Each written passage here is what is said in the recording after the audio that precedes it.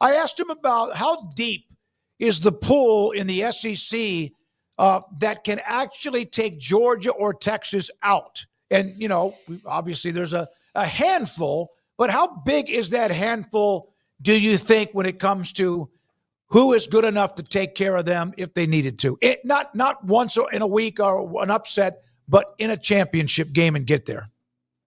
Yeah, you're talking about for 25, right? Yeah.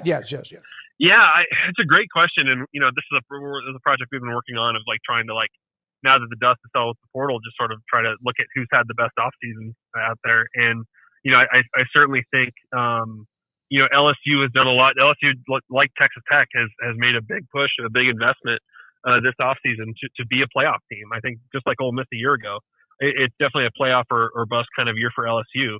I think Auburn has to love the direction they're pointing in from a roster standpoint. I think they've had an extremely good offseason.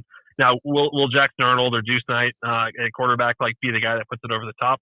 We'll see. They've still got a lot of sophomore talent that probably needs to keep growing up, but I think Auburn is getting closer. I don't think that A&M is going to fall off much. I think they had a good offseason. I'm sure I'm blanking on some. I mean, Tennessee, I think you would expect to take a little bit of a step back after everything that transpired a month ago. But I still think I think the expectations are going to be extremely high for South Carolina. I think they're going to be high for Florida just because of the quarterbacks and the young talent they have returning.